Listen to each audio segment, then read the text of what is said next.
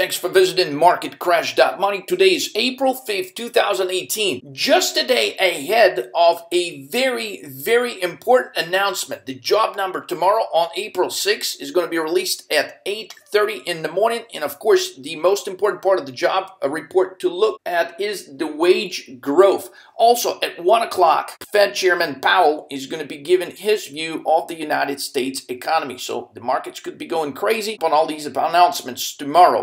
The traders on CME Exchange present their opposing views and their option trades. Take a closer look. From the floor of the CME, they are breaking down the market's moves. Jim, let's go ahead and start with you. Remember how last week we talked a couple times how I didn't like those 2% rips higher without any follow-through the next day. To me, that just kind of smacked of volatile, directionless market. One thing I do like is the way it defended the lows yesterday, reversed, and then built on that today. I think today and yesterday combined is a very positive move. And I'm not saying that means we're heading to new highs, but we have a heck of a lot of room to go within this big 2-month range we've set out already. What do you think, Jeff? I think it's sensational. We're dissecting hourly moves here, right? We saw just tremendous emotion in the tape, and that emotion, obviously an overreaction yesterday, but we have seen a follow-through to Jimmy's point. But I don't think the volatility, despite the fact the VIX is down at 19, I don't think this volatile emotional tape is over with. I still think that we may go down and test those lows. We're just kind of sorting out what actually is going to transpire in this trade war. And the market right now feels like it's a little bit safe, but I think that's a little premature. I think calling it a trade war, by the way, might be a little bit premature. Both sides posturing doesn't constitute a war. Yeah.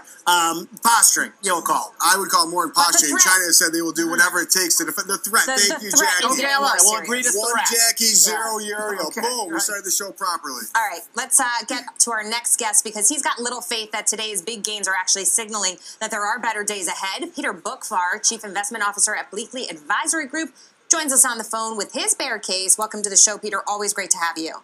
Hi, Jackie. Thanks. So why is it that you see more trouble ahead for these markets? Well, I'm most concerned about interest rates and tightening monetary policy, not just here but also overseas.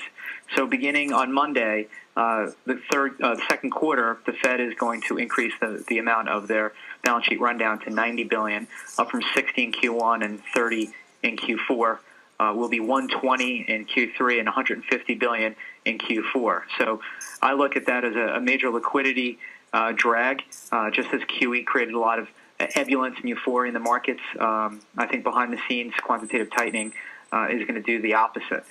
In addition to more rate hikes, European markets, it's no coincidence that they're down over the first 3 months of the year as the ECB cut QE by 50%. And even the Bank of Japan's in a subtle taper as they focus more on yield curve control. So to me, that is really the biggest backdrop to this market.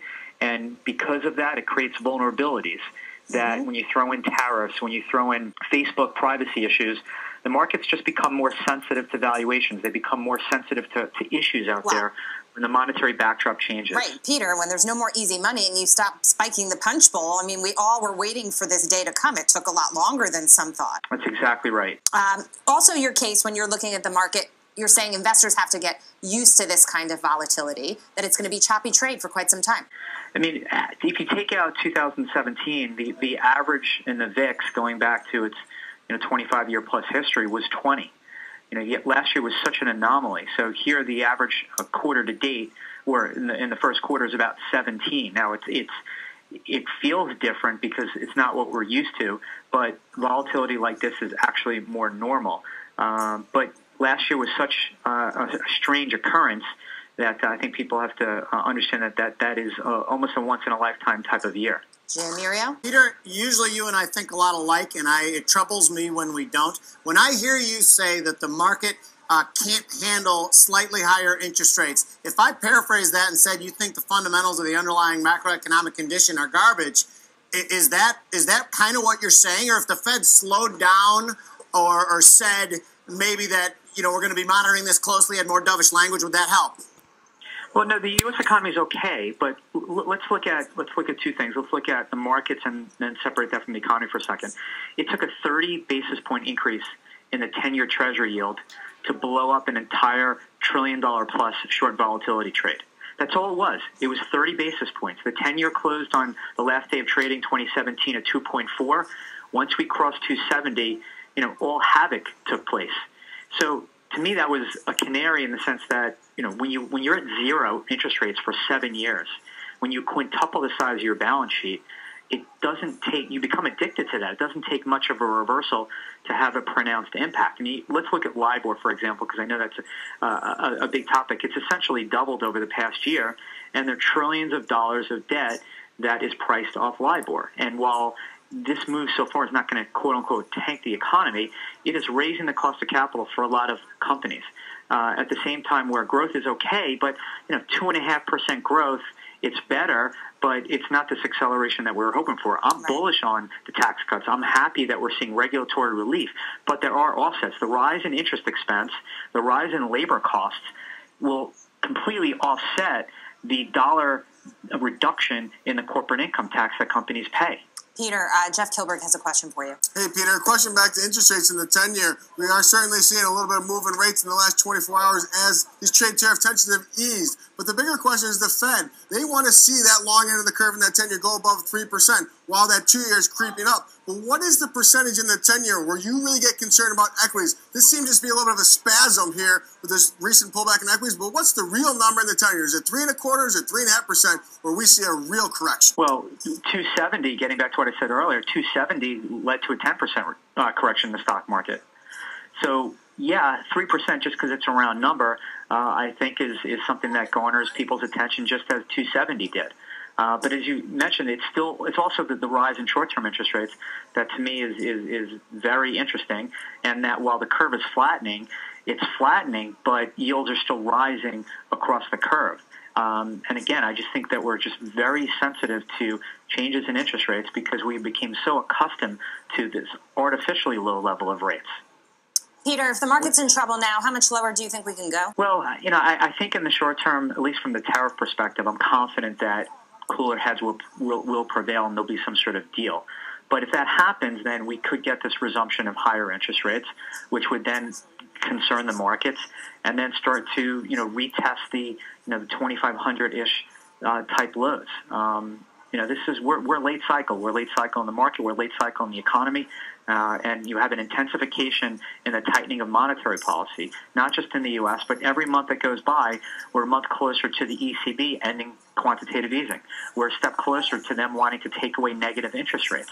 Well, there's still trillions of dollars of global bonds that have negative yielding rates. So it's this rate environment that I think is becoming more of a headwind that really is my main concern. Lots to worry about, Peter. We'll check in with you in some time and get your perspective again. Thank you. Thank you. Jim, let's get straight to you. You're trading the S&P. Peter's view is longer term, a little bit more negative, but this is futures now. So what do we want to do today? Right. Yeah, I don't disagree with a lot of what Peter says, but I think we could easily rebound within the framework we set out in the last couple months. We're trading right now 26.67. If we back off to 26.63 again, I think that's a spot to get long with a target of 26.85 on the upside. A stop place below 26.48. A little caveat here. If we keep rallying another 6 ticks and trade 26.73, I think that would be another spot to stop in with a long. And I'll be looking at that on Twitter and tweeting it out. I agree with a lot of Peter says. There's only a few people who I really listen to every word they say. and Peter's one of those guys. Jeff I is think not. and Jeff's the other, of course. But the transition from massively low interest rates to only kind of low interest rates is going to be clumsy and lack elegance, and we've seen that so far. Well, there's so much I agree with that 100%. There's so much other my noise gosh. right now. I think investors have lost focus on what could happen when the music stops and who's going to be left without a chair, right? Yeah, but even with all that noise, I think the most important thing is the fact that the rates are going up. There's so many zombie companies that rely on rates being low to their interest debt is not enough. Their earnings are not enough to cover their interest payments, and I think that's going to be bad. Well, Jackie, I'm not going to go into Peter's playbook and ask for his resignation from futures now, but I do disagree with this trade. And the reason I disagree with this trade is that let's look where the market was yesterday. We were 100 handles lower on the S&P 500. Buying it up here seems a little bit dangerous as the trade tariffs tensions have eased, but nothing really has changed with the dynamic in the relationship. We're a tweet away from President Trump moving this market 50 tweet away from moving it 50 handles higher too. I'm going to say this is that yes, we were 100 handles. We were 100 handles lower yesterday. 100 handles seem like nothing in this current environment. Wow. We chewed through that in a second. So that's my apprehension here in the trade. Buying it here after this type of move. What have we seen ever since Mnuchin basically talked about the dollar? We have seen 2% moves, 2% up and down. So right now I think the opportunity is to take it from the other side. So sold. Sell, sell, sell. That's what he just said. Well, tomorrow we're going to find out at 8:30 a.m. sharp if the market indeed is going to begin the sell-off. And if that's the case, we're going to be able to use some specific option strategies to be able to profit from that. If you'd like to learn more about options, visit marketcrash.money. Click right here, how to profit. Schedule your one-on-one options trading session and get the answers you've been looking for. Whether you've been a brand new trader or an experienced trader looking for new ideas and strategies in this new market environment that is highly volatile, that is very different from the market environment we have seen in the last 8-9 years. So if you're looking for new strategies, click right here, how to profit. Schedule your one-on-one consultation and make your 2018 most profitable year ever.